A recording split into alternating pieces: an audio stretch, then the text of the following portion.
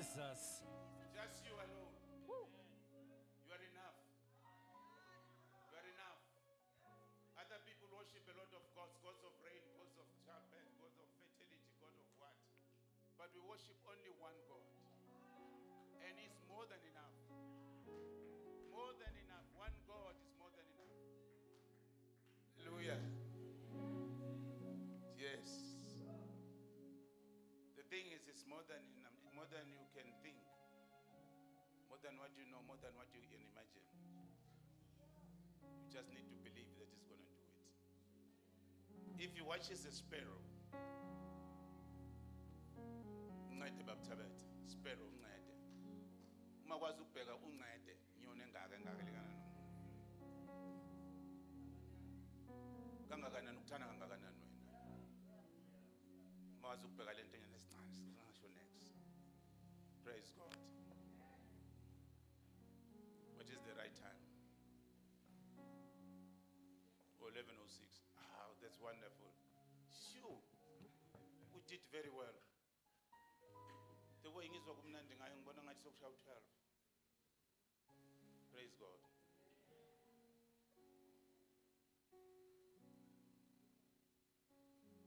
You are Jireh. You are enough. You are called. Jireh. You are enough. They call you. Jireh. You are enough. And we call you. Jireh. You are enough. Say it. Jireh. You are enough. Shout to Him. Jireh. You are enough. Tell Him. Jireh. You are enough. I shout. Jireh. You are enough. They shout.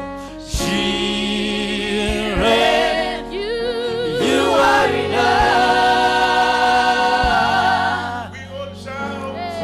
Jireh. You are enough. All shout. Jireh. You are enough. Tell Him. Jireh. You are enough. I need. Jireh. You are enough. I love. Jireh. You are enough. I adore. Jireh. You are enough. I behold. Jireh. You are enough.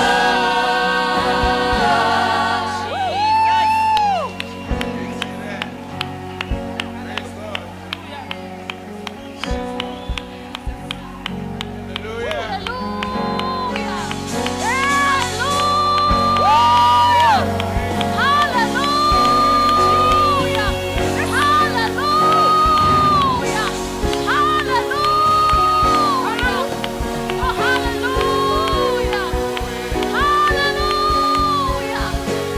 Hallelujah.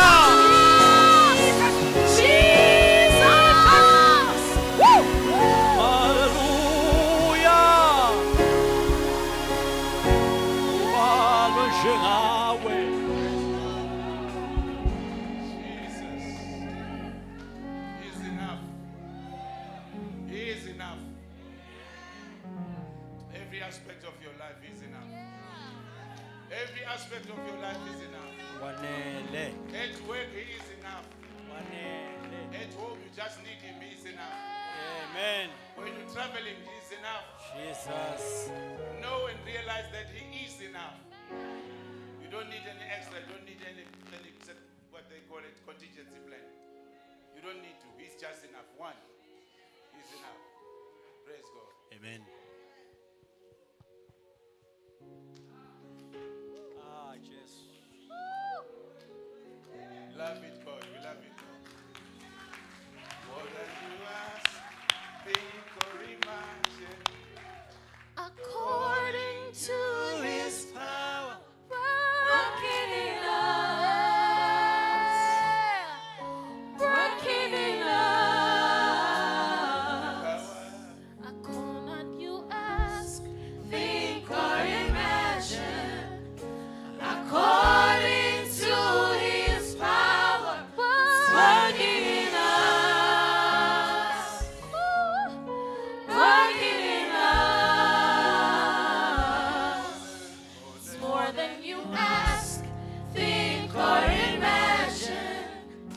According to His power, working in us, working in us. His name is Jireh, you are enough. His name Jireh, you are enough.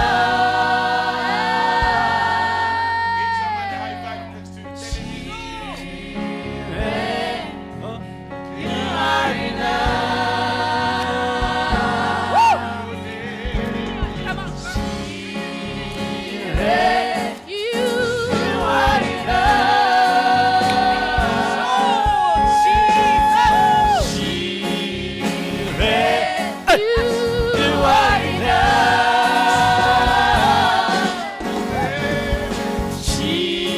Jireh, you are enough. His name is Jireh, You are. you are enough. Oh, Jireh, you are enough. Jireh, you are enough. Jesus. Hallelujah. Jesus, Jesus, Jesus, Jesus.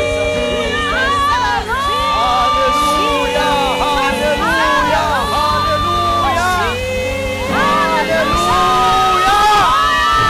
Jesus, Jesus, Jesus. Hallelujah, hallelujah. Hallelujah, hallelujah.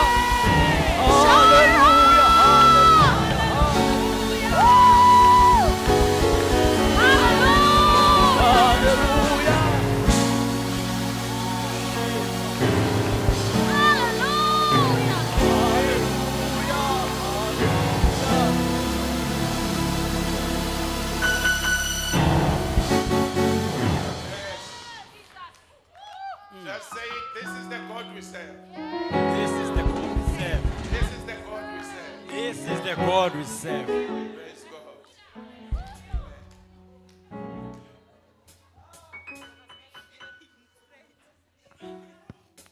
See, worshiping God, I always told you that it's like a wave of the sea. When the wave is coming nicely to take you somewhere, just climb on it and ride with it. Because sometimes I think the next weekend God will be doing something else. So it's my appointments is what I avoid on a Sunday. My appointments on Sundays what I avoid. Ngoba kungenzeka ukuthi amoshakala. And of course sinamathele kuye uma sathi ngosanikini. We need to fight for that. Praise God. Our theme today is excellent offering. Or you might say excel in offering if you like. Excel in offering.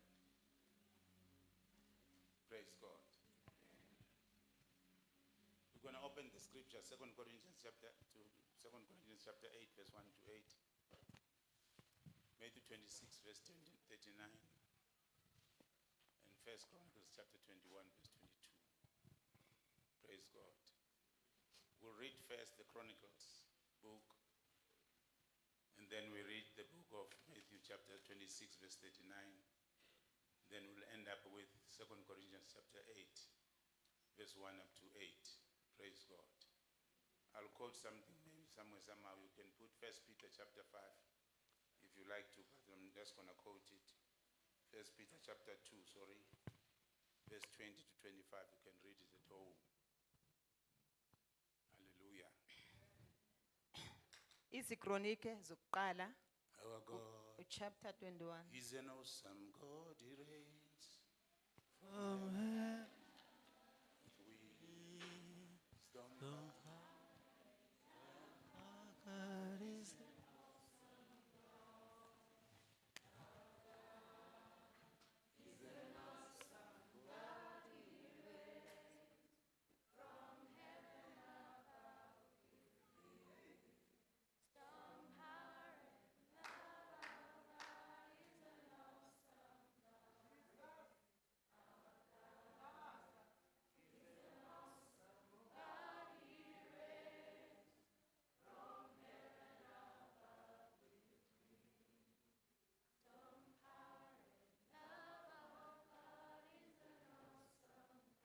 He's our God. He's an awesome God. He reigns from heaven above. Wisdom, power.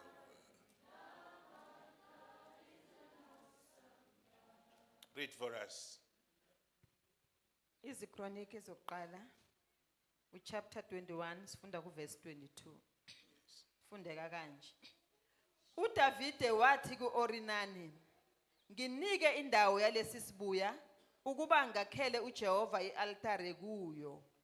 Uyakunginika yona ngemali epheleleyo ukuba lesi sifo sinqamuke kubantu. U-Orinani wathi kuDavide, zithathele yona inkosi yami. Inkosi mayenze okuhle emehlweni ayo. Bheka, ngiyakupha izinkabi zibe ngezeminikelo yokushiswa, nezibhulo zibe yizinkuni, nokolweni abe ngumnikelo wempuphu, ngikunika konke. Inkosi uDavide yathi ku-Orinani, cha, ngiyakukuthenga nokukuthenga ngemali epheleleyo, ngokuba angizi kumthathela uJehova okungokwakho, nginikele ngeminikelo wokushiswa ngengikuthole ngeze. uDavide wayesemnika u-Orinani ngendawo amashekeli angamakhulu ayisithupha egolide ngesisindo.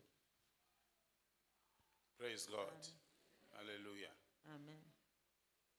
Let's read Matthew chapter 26, verse 39.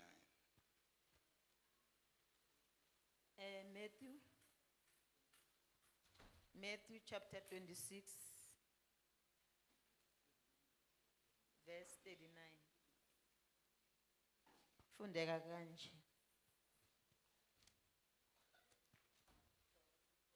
Isihloko sithi eGetsemane, verse 39. Waqhubeka ingcosana, wawa ngobuso bakhe, wakhuleka wathi, Baba, uma kungenzeka, akudlule kimi lesi sitsha, nokho kungabi njengokuba ngithanda mina, kodwa njengokuba uthanda wena. He went a little bit further and fell on his face and prayed, saying, Oh, my Father, if it is possible, let this cup pass from me. Nevertheless, not as I will, but as you will. Not as I will, but as you will. Praise God. Hallelujah. I think sizofunda leli linye izwi sesihamba nalo. Praise God. Hallelujah. Can we close our eyes? Father, this is your word. It's living, it's quick, and it's sharper than any double-edged sword. You said it descends, mighty Father, the Spirit descends, mighty Father, the bone marrow, and it, Father, knows the thinking of our hearts. In Jesus' name, speak to us through the power of the Holy Ghost. Let us hear all your secrets, mighty Father, and the learnings and the revelations, the teachings that comes with it. In Jesus' name, amen. Secretary, Baba, maybe you can interpret. But always. I don't see a need to interpret. But bantwana bethu abezwa.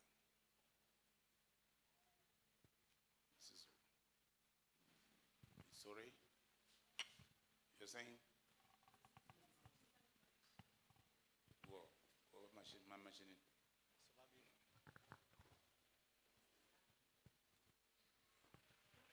Uzogijima nami. Sizolekelelana baba. Oh, nizolekelelana.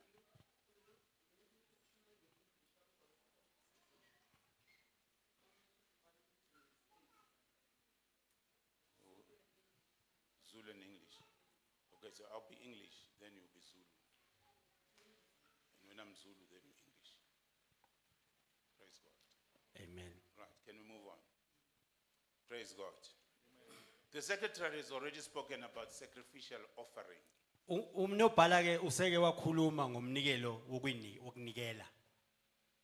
Umhlatshelo. Praise God. Amen. Praise God. Singisi. We, for the members that have joined the church a bit now, Amalunga ke la asanda kujoin ebandleni. they may not be aware Kungenzeka ukuba bazi. that we've got an offering that we do every year. Kunomnikelo esiwenza unyaka nonyaka. We just did this as a culture Sikwenzeke lokwayisiko of thanking God. lokubonga uNkulunkulu. We offer Siyanikela normally as we offer, njoba sijwayele ukunikela. but in January, Kodwa ngonyanga wokuqala onyakeni, we offer a sacrificial offering. kodwa sinikela umnikelo omhlatshelo. Now the question might be, why sacrificial offering? Umbuzo ke buso uthi kungani umnikelo omhlatshelo? So the word sacrificial, Igama lithi umhlatshelo it means lisho ukuthi you are surrendering something, unikela okuthile, something that you possessed, into okungeyakho okuthile you okungokwakho. wanted to keep with you, Ubufuna ukugcina, but because of the act of knowing your God, kodwa ngenxa yesenzo sokwazi uNkulunkulu wakho you have to do it. bese uyakwenza. Praise God. Amen. It's surrendering something that is of value to you. Ukuhlukana lento ebaleka kakhulu kuwe. And that's what happened to the Father Ilokho kwenzeka kubaba when he sent his only begotten Son. ngenkathi enikela ngendodana yakhe ekuyiyo yodwa. I mean, this is one son that you've got, Iyona ndodana eyodwa enginayo, and you had to offer him.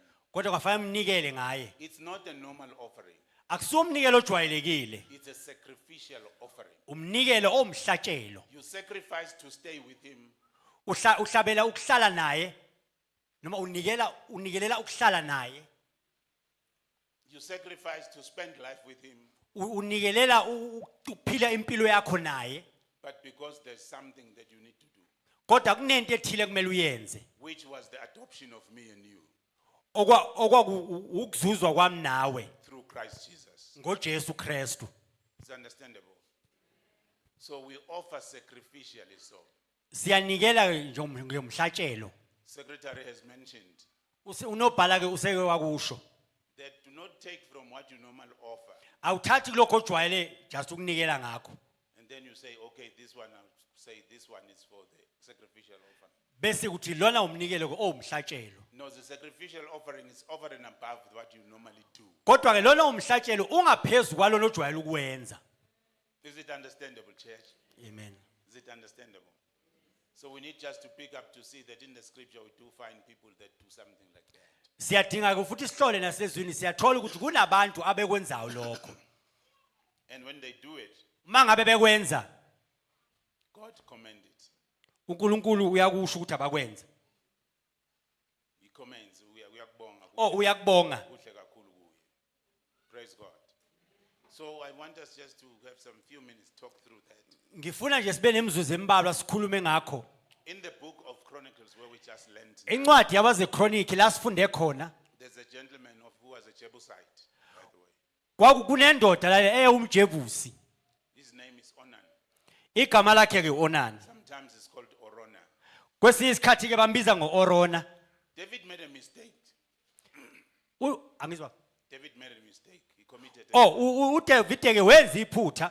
He called on all Israel Wabiza ke wonke uIsrayeli. and said he wants to count everyone Wathi ke ufuna ukubala wonke umuntu so that he knows how many people has got. ukuze azi ukuthi bangaka abantanabo. I suppose his aim was to find the amount of the army that is got. Kahle kahle ngiyacabanga ukuthi kwakubona ukuthi unebutho elingakanani. But this act was distasteful to God. Kodwa ke lena yayikude noNkulunkulu. uNkulunkulu akayithandi. uNkulunkulu akayithandanga. Because when you count, you see how much power have you got. Ngoba mawubala ubheka ukuthi unamandla angakanani. But God says it's not by might or by power, Kodwa uNkulunkulu ke usho ukuthi akusikona ngamandla, but by the Holy Spirit. kodwa kungenxa kaMoya oNgcwele. So he said to David, you know what? Usethi ke kuDavide, You've done very bad. wenze kabi. I need to punish you. Kumele ngikuphanishe, kumele ngikujezise. Now go, you prophet God, Hamba kumprofeti uGadi. to David and tell him Wathi ke kumprofeti uGadi hamba uye kuDavide. he must have to choose three things. He must choose one. Kumele ezintweni ezintathu akhethe And kokodwa. I'm going to apply the one that he chose. Ngizokwenza ke lokho akukhethile. Tell him the first time is Umtshela ukuthi okokuqala they will have hunger for three months. bazoba ke nendlala inyanga ezintathu, There's no food completely. akunakudla. Number two, Okwesibili I'll release an army, an enemy. ngizodedela ke isitha, For 3 months, they're going to kill them with the sword. bazobabulala ke ngenkemba inyanga zibe ntathu. Or else he must choose. Noma akhethe I'm sending my angel. ukuthi ngithumela ingilosi yami Come for 3 months and just kill them ukuthi inyanga ezintathu ababulale with diseases and all other things. ngezifo nangazo zonke lezi ezinye izinto. And David chose one thing. uDavide ke wakhetha okukodwa That is after the advice from God. ngesikhathi esethole isaluleko kuGadi. God told him, choose wisely. uGadi wathi khetha kahle Because God is going to implement whatever you choose. ngoba uNkulunkulu uzokwenza lokho wena okukhethileyo. And he chose the last one. Ene wakhetha okokugcina. Let us be killed by the sword of God. Ngcono sibulawe inkemba It's kaNkulunkulu. better to fall in the hands of God than to fall in the hands of Kungcono ukuwela ezandleni zikaNkulunkulu kunokuwela esandleni somuntu. And God being the God that promises his word, Ngoba kuNkulunkulu okhipha isithembiso sakhe lokugcina izwi he lakhe, released the angel of the Lord with swords, with diseases, and they were killed. wadedela ke ingilosi yakhe nenkemba nezifo babulawa. Then it comes to a point when you say, I can stop this now. Kwafika ke isikhathi la khona sengingama lana. But go and tell David, Kodwa ke hamba utshela he uDavide, must go and build an altar for me. kumele angakheli ialtari. And when he builds an altar, Uma ngabe engakheli ialtari, he must do burnt offerings menze umnikelo wokushiswa. and cereal offerings. Cereal. Grain offering. Umnikelo Grain offering. wenhlamvu Wesivuno se-agriculture. wesivuno. Yes. Okay. Go and do that for me. Hamba ungenzele lokho. If David can do that, then I stop everything. Uma ngabe engakwenza lokho ngizokumisa yonke into. And David went because the word was saying he must go unto the thresh floor of Onan. Ngoba ke uDavide wahamba wakwenza To the thresh floor of Onan. Thresh floor. La kubhulwa khona. wahamba ke uDavide wakwenzela la kubhulwa khona. La kubhulwa khona. La kubhulwa khona. Ukubhula hayi sichaza ukubhula. Let's explain threshing. Siyazi ukuthi what is threshing. Babusebenza is right. Threshing la kubhulwa khona siyazi. Hayi ukubhula lokwesangoma la kubhulwa khona Yeah, ukolweni. I want to explain.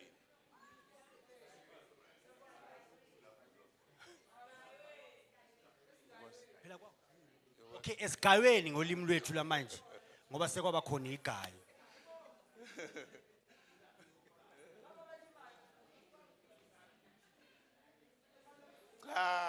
Cha akusike esigayweni.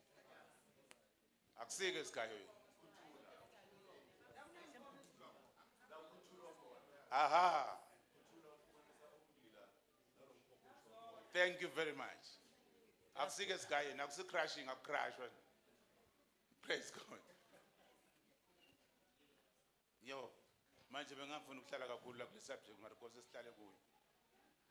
Threshing floor. Indawo la kubhulwa khona. That's where grain is separated. La khona ke umbila uhlukaniswa khona. Umbila Grain nami. one side, the stem of the grain one side. and Bese the kuba leaves. amahleza esayidini elilodwa. Praise God. Amen. So you've got cows. Manje kuneyinkomo, You spend oxen. uhlaba izinkomo, You spend oxen.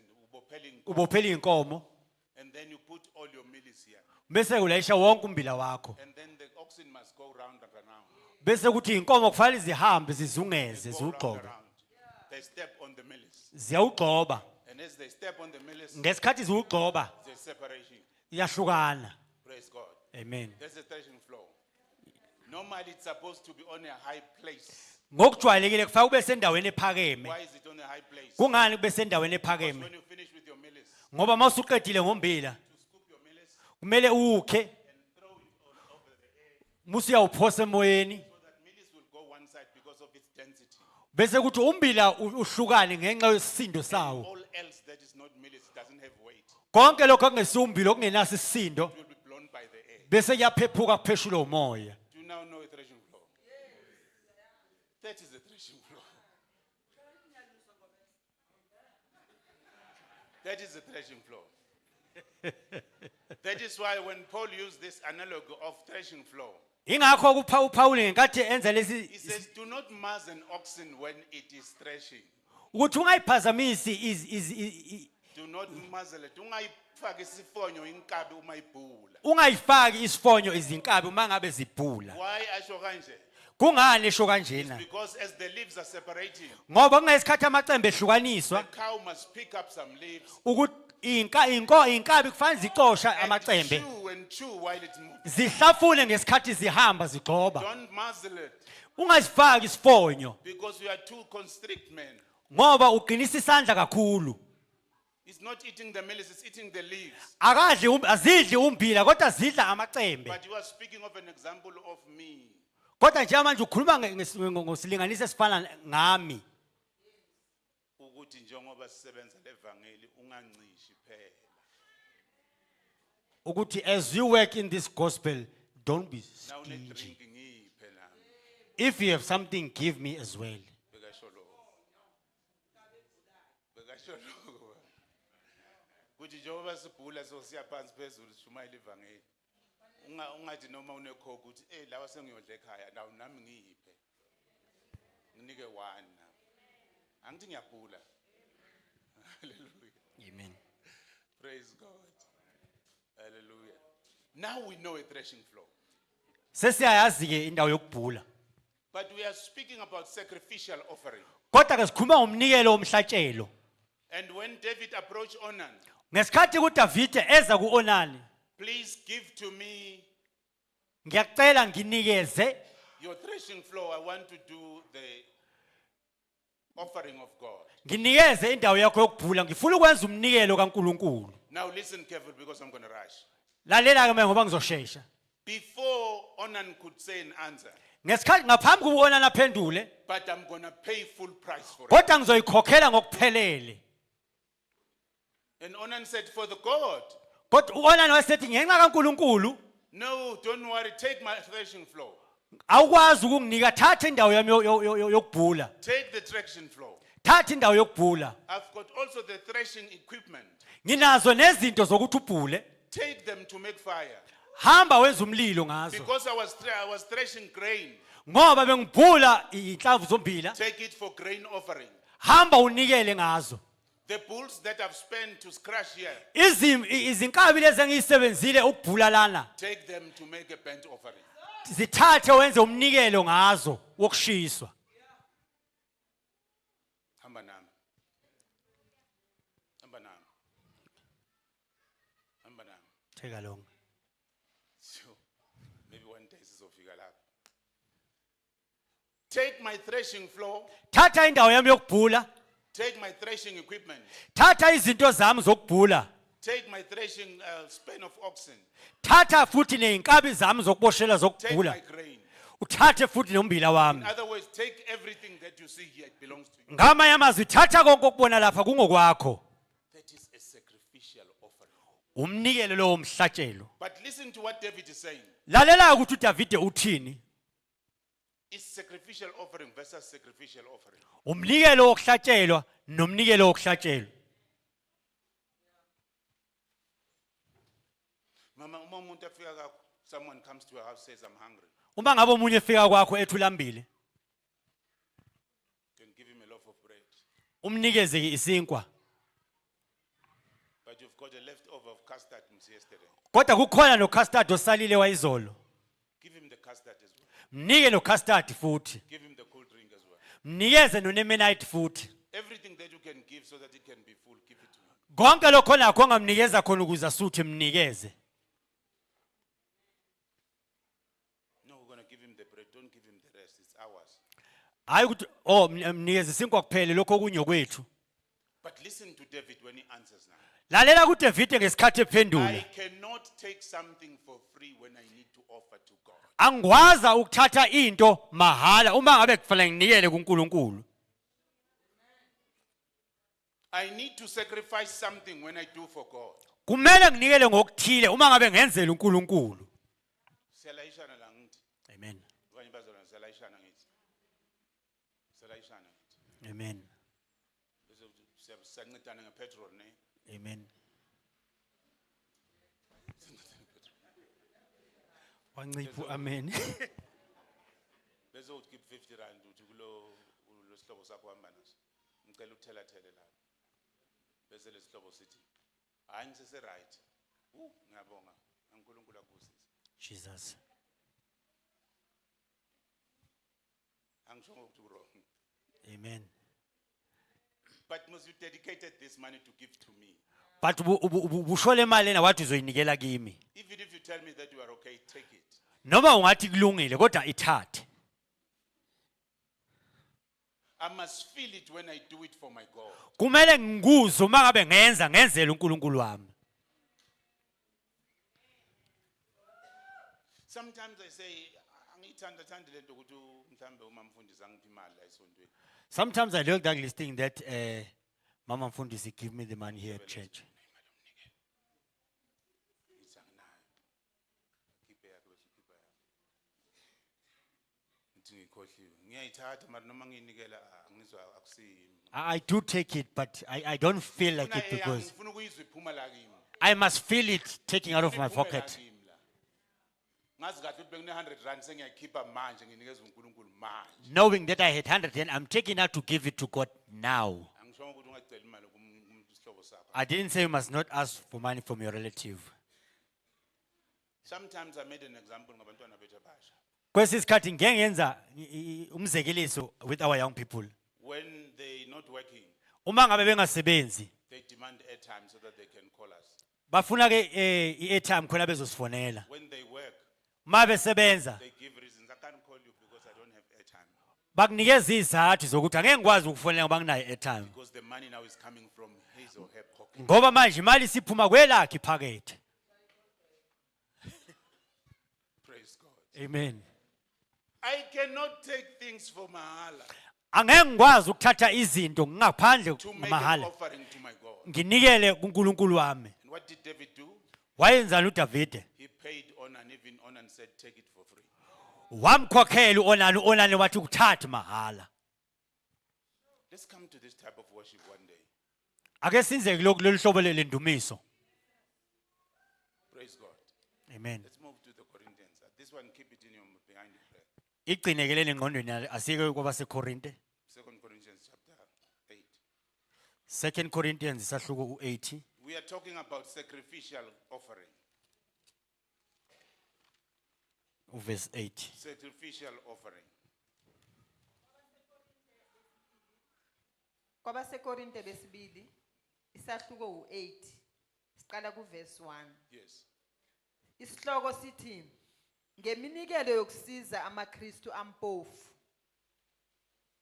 kepha siyanazisa bazalwane ngomusa kaNkuluNkulu awuphiweyo amabandla aseMakedoniya ukuthi ekuvivinyeni okukhulu kosizi ukuthokoza kwawo okuvamileyo nobumpofu bawo obukhulu kwenza ukuba avame kakhulu ekuphaneni okupheleleyo ngokuba ngokwawo anikela njengamandla awo yebo ngiyafakaza ngithi nangaphezulu kwamandla awo asinxusa kakhulu ecela umusa wokuhlanganyela ekukhonzeni abangcwele futhi akubanga njengokwethemba kwethu kuphela kepha bazinikela bona uqobo kuqala enkosini nakithi futhi ngentando kaNkuluNkulu.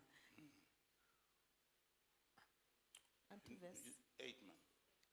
saze samncenga uThithu ukuba njengalokho wayeseqalile ngaphambili kanjalo afeze futhi kini lo msebenzi womusa kepha njengalokho nivamile kukho konke ukukholwa namazwi nokwazi nokukhuthala konke nothando esinithanda ngalo manivame nakuwo lo msebenzi womusa angikusho njengomyalo kodwa ukuze ngokukhuthala kwabanye ngivivinye ubuqotho bothando lwenu.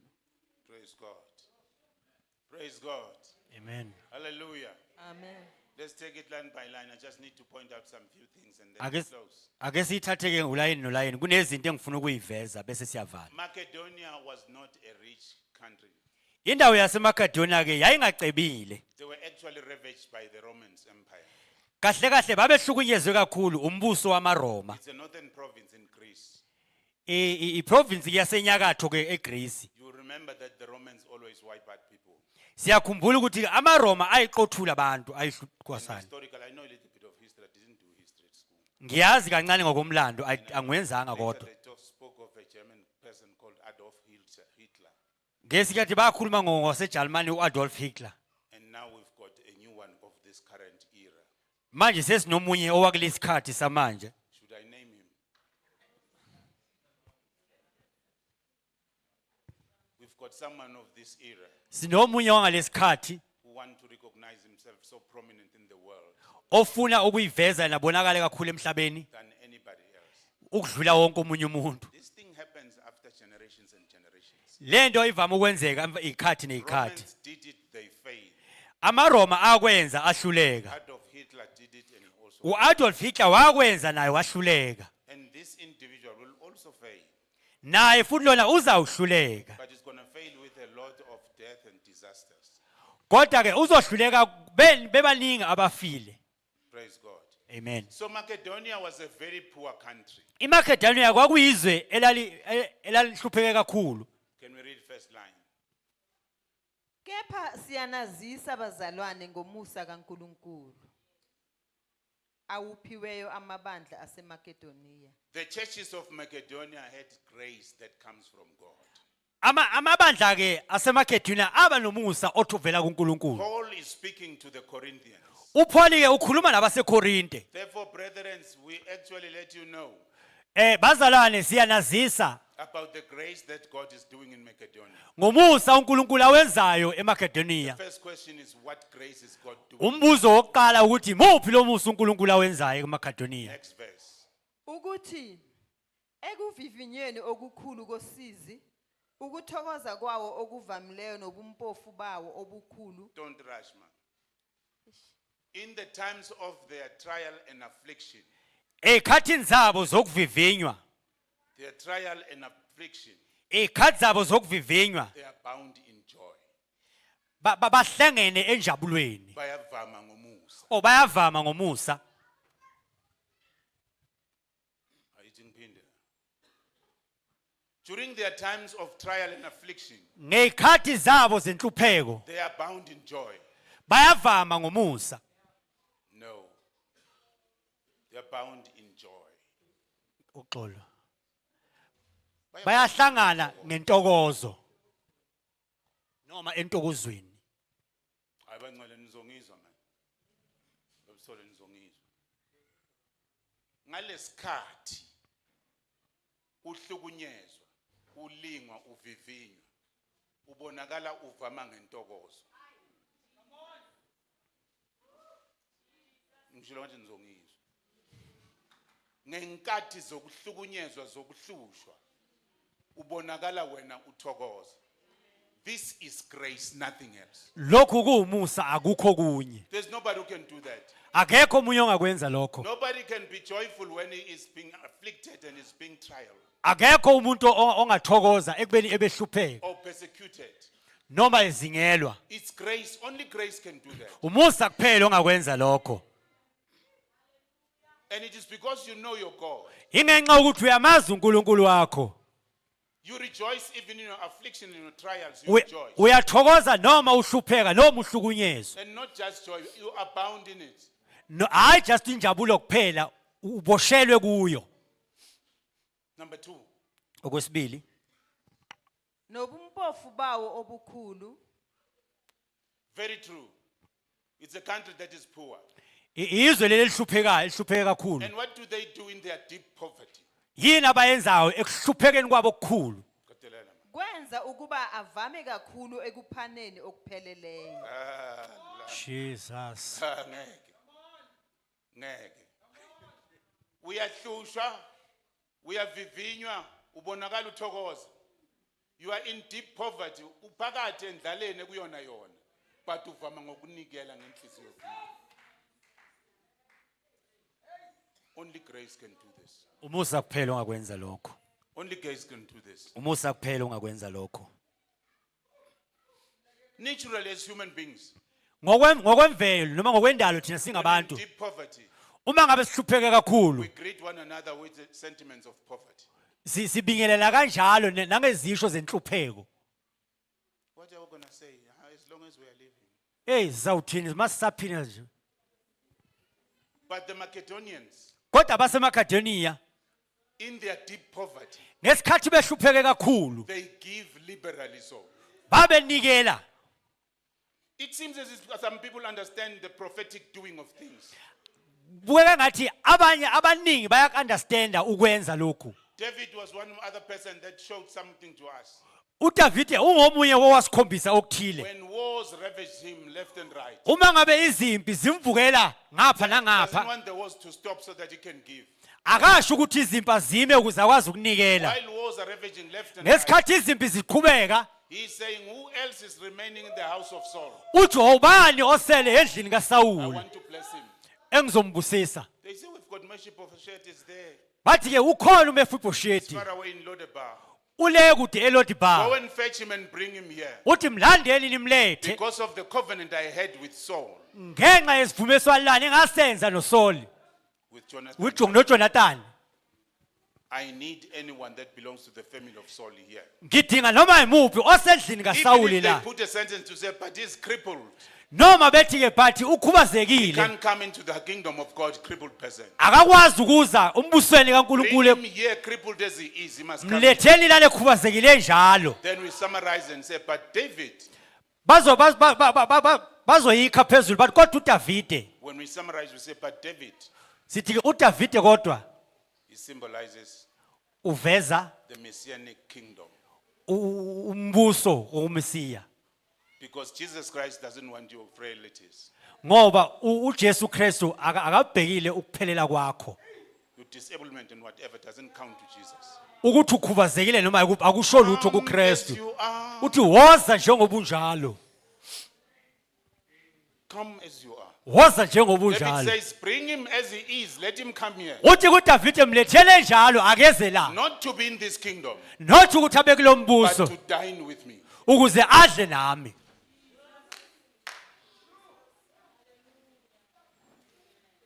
In deep poverty, Enhluphekweni enkulu speak prophetic. khuluma ngokuprofeta, Give liberally. nikela To show ngokujabula God ukuze ukhombise that when uNkulunkulu I've got much, this is much I can give to you. ukuthi makunalokhu ilokho engakwazi ukunikela. Young people, do you hear me? Bantu abasha niyangizwa? I'm going to talk because I talked before. Ngizokhuluma nawe ngeke ngasho ngaphambilini. When God blesses you, uNkulunkulu mayekubusisa, the first thing you think about into yokuqala oyicabangayo is the type of car that you want to drive. uhlobo lemoto ofuna ukuyishayela. It's not wrong. Akurong. But I bet when I said first, put God first. Kodwa yilokho engikushoyo, beka uNkulunkulu kuqala. Noma beka uNkulunkulu phambili. They gave, Banikela, they gave actually obanikela more than their ability. ngokungaphezulu kwalokho abangakhona ukukunikela. This means that Lokho kusho when ukuthi you look at their number, mawubheka ke inani you labo could easily estimate. ungakwazi ukubheka ubale I think here maybe we're going to make 500 rand. ukuthi mhlambe sizoba namakhulu amahlanu. And people surprise you with 50,000 rand. Abantu bese beyakumangaza ngo50,000. They gave beyond their ability. Banikeza ngaphezulu kwalokho abangakhona. But as they give, Kodwa ngesikhathi benikela, they give liberally so. banikela ngokuthokoza, Willing heart. ngenhliziyo evumayo. Praise God. This Lezi zinto can only be accomplished lokho kungenzeka kuphela by grace. ngomusa, By grace. ngomusa. Hallelujah. Only grace can accomplish this. Umusa kuphela ongakwenza lokho. Let's move on. Siqhubeke. Verse 3. Ngokuba ngokwawo anikela njengamandla awo. Yebo, ngiyafakaza ngithi nangaphezulu kwamandla awo. 4. Yes. Asinxusa kakhulu ecela umusa wokuhlanganyela ekukhonzeni abangcwele. Praise God. Praying to us with much entreaty that we should receive the gift.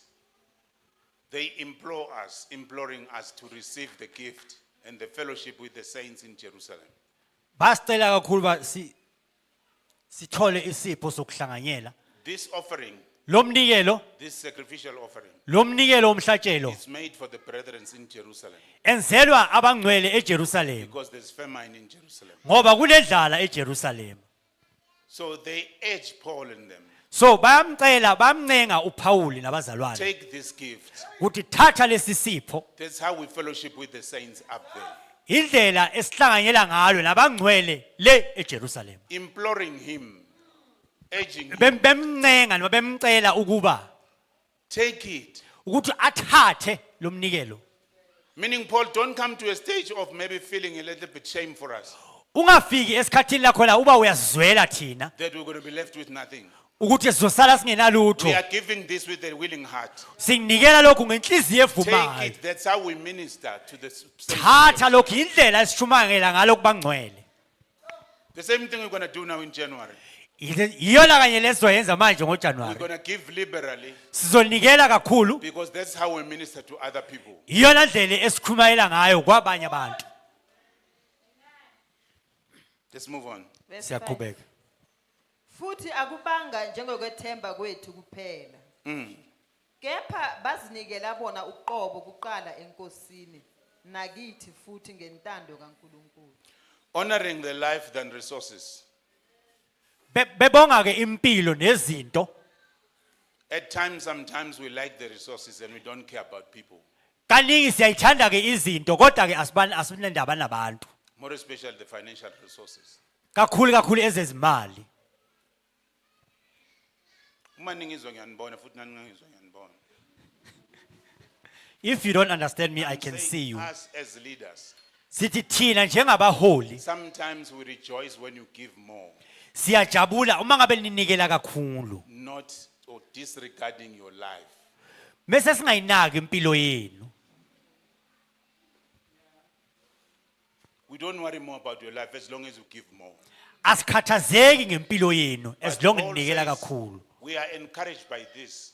Kodwa ke uPaul uthi sigugunyezelwa ke ilokhu. Though they give so much Noma benikela kangaka in the form of financial resources, ngokwezimali, what makes us so to be inspired is into esikhuthaza kakhulu they ukuthi first gave their life unto the Lord.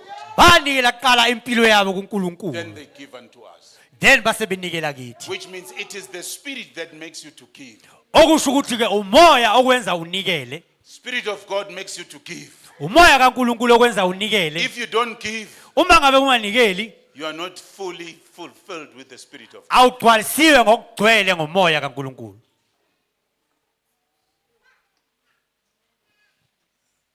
Yes. Inyama yako ibusa umoya.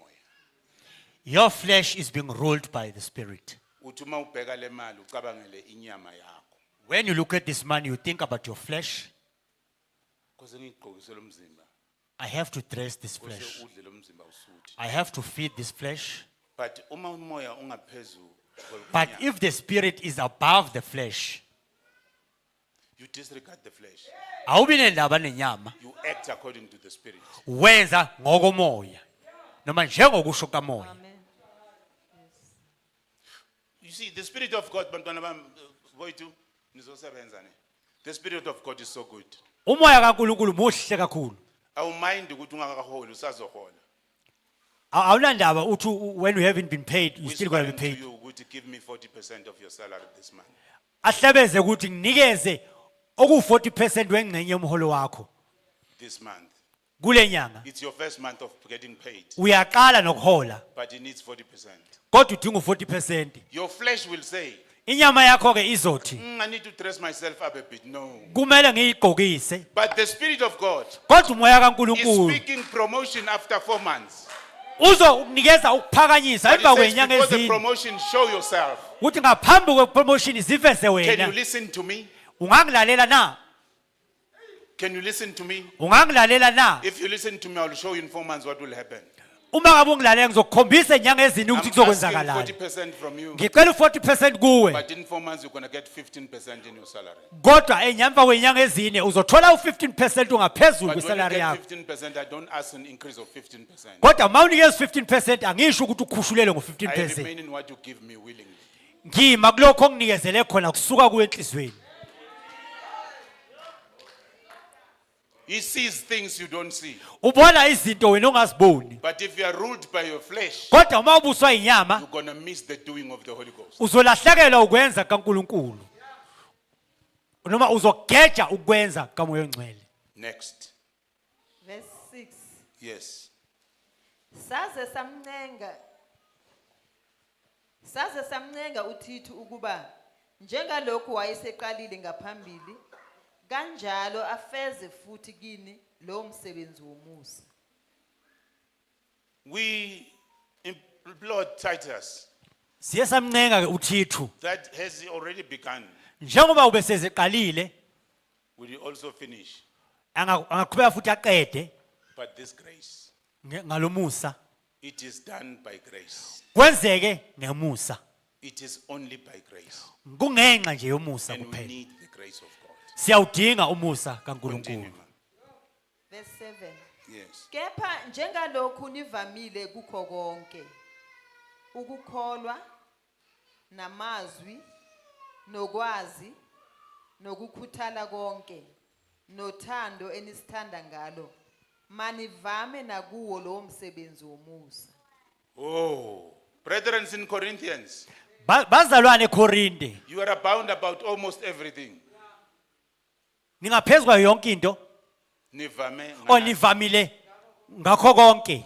You are bound almost with everything. Nivamile ngakho konke. Your faith, Ngokukholwa kwenu, your diligence, ukuyinikela kwenu, your love, uthando lwenu, almost everything. yonke into. But we also beg you, Kodwa futhi siyanicela, can you siyanicela. also Siyancenga be futhi ukuthi abound in this typical of grace that is found in Macedonia? ukuthi nibuthwe kulomusa otholakalayo eMagadoni. Nivame kulomusa The grace that otholakala when we are eMagadoni. afflicted and trialed, Ukuthi lomusa ukuthi uma ngabe sihlukumezeka noma sizingelwa we find you abounding in joy. sinithole nisentokozweni. The grace that when you are in deep poverty, Lomusa ukuthi uma ngabe sihlupheka kakhulu we see you abounding in giving liberally. sibone nivamile ekunikeleni ngokuthokoza. Verse 8. Verse 8. Angikusho njengomyalo. Stop right there, ma'am. I'm not saying this as a commandment. Angikusho lokhu njengomyalo, Nami ngikhuluma njengoPaul. kodwa ngikusho njengoPawuli. We are not saying we're going to offer to God as a command. Asisho ukuthi sizonikela kuNkulunkulu njengomyalo. It's not a command. Akuwona umyalo. A command, I put many examples before, Umyalo ngeke ngenze imzekeliso kaningi, but I'm going to repeat it again. kodwa ngizophinda futhi. A commandment doesn't give you option. Umyalo awusho ukuthi khetha. Doesn't give you any other alternative. awusho ukuthi khetha uthi uyakwenza noma ukwenzi. Always when I speak to this, I see the word in the book of John. Njalo mangikhuluma lokhu kuvuka izwi encwadini kaJohane. I command you to love one another. Ngiyaniyala ukuba nithandane. Which means even if you wanted to hate someone, you cannot. Okusho ukuthi noma ngakuthiwa ukholwa ufuna ukumzonda angeke ukwazi. Because the command says love one another. Ngoba umyalo uthi thanda omunye. I put an example of a commander in the army. Ngase nganikeza ke ngomkhuzi empini. The commander in the army, Ngomkhuzi empini. I repeat it again. Ngiyaphinda futhi. If you are all armed with your rifles Uma ngabe nonke niphethe ibhamu zenu, and he commands one way, esho igama libe linye. shoot to kill, Athi dubula udubulela ukubulala. then you shoot. Uyadubula. And uma ati stop fire. Uma ngabe ethi yima ungabisadubula, Even if you wish to shoot maybe 2-3 people, noma ngakuthuba usafisa ukudubula abanye ababili noma it abathathu, says stop fire. igama lithi yima. You need to pull out your finger. Fa udonsa umunwe wakho uyama. Otherwise, you may be shot by the commander himself. Ngoba ngaphandle kwalokho yena ukhomanda uqobo You are angakudubula. failing to take commands. Ngoba uyahluleka ukulalela imiyalo. You are dangerous to the army. Ngoba kushuthi uyingozi ebuthweni. You are dangerous to the army. Uyingozi. Because that means you can do the way you want to do. Ngoba kushuthi ungenza ngendlela wena othanda ngayo.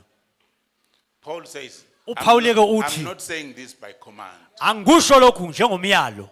Why? Let's hear why. Kungani? Kodwa ukuze ngokukhuthala kwabanye ngivivinye ubuqotho bothando lwenu. Praise God. Amen. By the diligence of others, Ngokukhuthala kwabanye I want to test your sincerity to God. ngifuna ukutesta ukuyinikela wenu kuNkulunkulu. So I'm saying this not to compare, Angisho lokhu ngoba ngifuna ukubheka but okunye I'm nokunye. testing your sincerity to the love of Christ. Kodwa ngihlola ukuyinikela kwenu othandweni likaKristu. Brethren in Macedonia, Bazalwane eMakedonia, the grace of God umusa kaNkulunkulu abound in them. uvame In ngaphezulu. their affliction, Ekuhluphekeni kwabo you find them joyous. ubathole In bethokozile. the deep poverty, Nesikhathi behlupheke kakhulu they offer. banikela. Praise God. Amen. It shows faith, Ikhombisa ukukholwa, shows trust ikhombisa ukuthemba, unto God. ukuthemba uNkulunkulu. Say, for this, Ukuthi ngenxa I yalokhu would have loved to keep it to myself. ngabe ngithandile ukuthi ngiyigcinele mina, But because of you, kodwa ngenxa yakho I know you. ngiyakwazi wena. We just sang just this morning Sishilo namhlanje that kuseni the host of heaven stood still ukuthi izulu lama and they all face down. bonke babheka They phansi, look unto the God we serve. babheka kuNkulunkulu If you can esimkhonzayo. see him that way, Ukuthi masingambheka ngaleyo ndlela, say, I believe in you. ukuthi ngiyakholwa wena, Things stands before you. izinto ziyama phambi kwakho. Stop everything when you want to show yourself. Umisa yonke into mangabe ufuna ukwenza. I trust you. Ngiyakwethemba.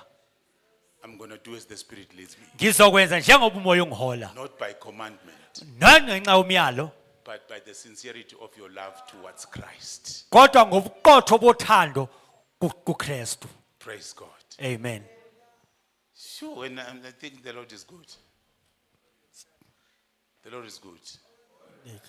He's speaking these things when we are in January, Sikhuluma lezi zinto sisenyangeni yokuqala uJanuary. and we do them in January. Sizenza ngoJanuary. When we know that we've got gaps that we opened in December. Siyazi ukuthi sinamabhange siwavulile ngoDisemba. Can you trust God when you know that you've got a lot of debts that you opened in December? Singamthemba uNkulunkulu ngoba siyazi ukuthi ziningi ikweleti sizenzile ngoDisemba. When you offer sacrificially, Uma sinikela oh no, ngomhlatshelo, oh the picture. Okay. This I like this. Sizoyichaza ngelinye ilanga. Sizoyichaza ngelinye ilanga. Don't worry. Sizoyichaza ngelinye ilanga. Praise God. amen.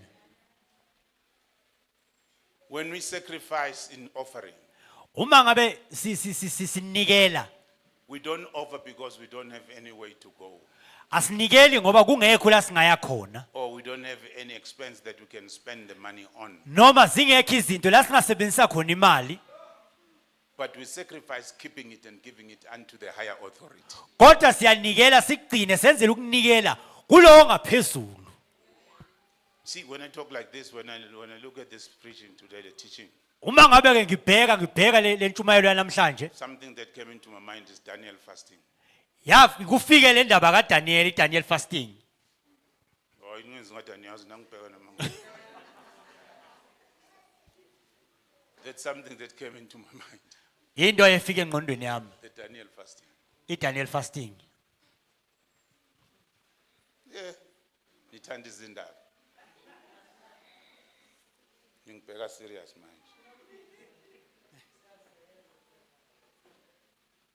Well, maybe ngoba sengidindile, let's conclude it. Ake siqede The 4 boys from Judah, amadoda abafana abanye bakwaJuda, Shadrach, Abednego, and Meshach. uShadrach, uMeshach noAbednego. These boys were exposed into the way of how the Babylonians are doing things. Labo ke babe sesimeni la khona babevezela mebona indlela I'm amaBhabhiloni enza closing and ngayizinto. I want you to hear me well. Ngifuna ungizwe kahle. They were exposed into a buffet. Babe ke phambi kwabo kune buffet. They Uthatha uye can kokuthandayo. choose and eat whatever they would like to eat. La khona ukhetha noma uyeke noma yini othanda ukidla. Surrender doesn't mean that because there is no things happening. Ukuyeka akusho ukuthi azikho izinto Surrender ongazenza. means there are things that you can actually put your fingers on. Kusho ukuthi kunezinto isandla sakho esingafika But singafikela because kuzo. of your God, you find yourself living everything that is nice for you. Kodwa ngenxa kaNkuluNkulu wakho uyeka konke okumnandi kuwe. And choose God. Bese ukhetha uNkulunkulu. That's what we did with salvation as well. Ilokho esakwenza ngensindiso. God help us to get salvation. uNkulunkulu wasisiza ukuthi sithole There are things insindiso. that we shy away from. Kunezinto esizishiyile, Things that we shun not because they are not there, they are there. kunezinto esiyekile hayi ngoba zingekho zikhona. But because of our God, Kodwa ngenxa kaNkulunkulu wethu we chose Him sakhetha yena other than things. kunezinto. That is sacrificial offering. Umnikelo ke lo umhlatshelo. Can I repeat? Ngaphinda. I'm sure uyangibamba. You cannot, Awukwazi when you see that the fridge is empty, ukuthi ifridge ngesikhathi ingenalutho then you declare fasting. bese uthi You ngiyafasta. can't do that. Awukwazi. Okay, can I go back? The Ngabuyele 4 emuva. boys Abafana bane were exposed. babevezelwe noma All types of meat, konke ukudla kwakuphambi all kwabo. types of food.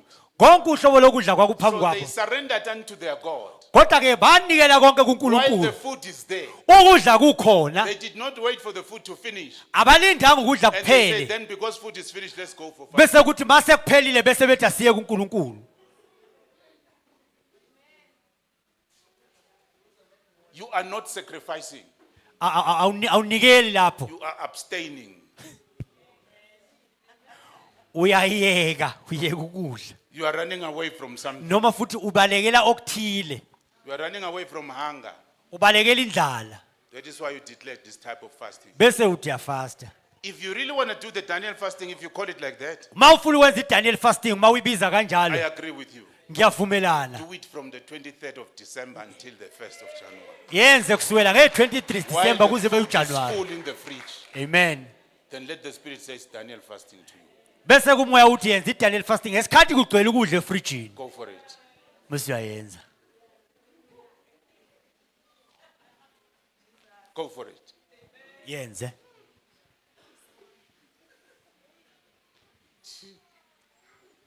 And this fasting is stagnant. Kahle kahle le fasting lela imile. The Daniel fasting is stagnant in January. Imile ngoJanuary. It doesn't move too much. Ayiqhubekeli kuMarch.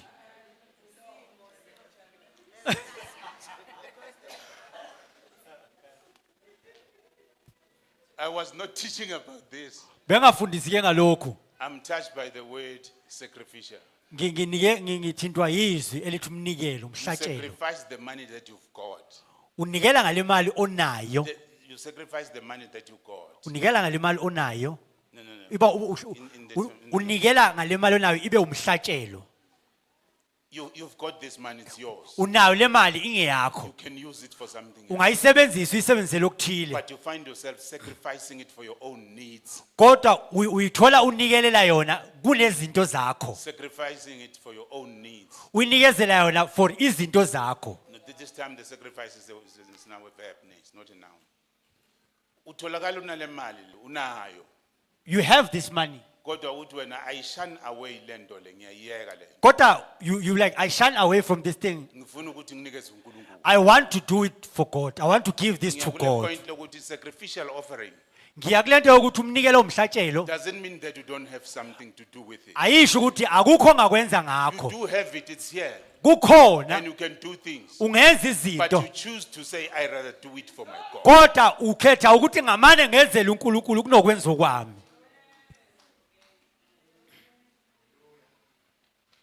When we're about to worship or wherever we go, maybe for families that are bereaved, Uma ngabe sizokhonza lapho khona abazalwane khona belahlekelwe, at times you need to sacrifice. You know you've got a washing. kwesikhathi kumele sinikele siyazi ukuthi unewashing bekumele uyenze. But you will choose to wake up at 5 o'clock. Kodwa uzokhetha ukuthi uvuke ekseni. So you've got time to wake up at 9. Unaso isikhathi sokuthi uvuke late. But you don't find yourself waking up late because there's something you need to do. Kodwa awuyitholi uvuka late You rather sacrifice to wake up at 9 o'clock, ngenxa ukuthi kunento kumele uyenze. wake up at 5 o'clock, Kungcono uvuke ekseni kakhulu do all your chores wenze zonke so izinto that by 9 o'clock you attend the service sacrifice. ukuze ngehora lesishagalolunye uyakwazi ukuya enkonzweni umnikelo lo ngesikhathi sakho. But you don't stay at home. Awuhlale ekhaya And when you see you've got nothing to do, bese kuthi mawungenalutho ongakwenza until you even say to yourself, I'm bored. uze kufika esikhonto Where ngibhorekile can I go actually? konje ngaya kuphi. Ah, I hear there's a service somewhere. Oh konje kunenkonzo endaweni ethile. By the way, we've got a funeral today. Hey konje vele kunomncwabo I'll namhlanje. die of boredom here. Ngizofa ukubhoreka Let me go there. athi ngiye khona. It's good, but it's not sacrificial. Kuhle kodwa kusumnikelo. Kahle kahle wenza ngalex. Sumhlatshelo usihlupha. Akusiyo. Praise God. Hallelujah. Can I stop it right here? Ngingama la. Can I stop right here? Ngingama lana la.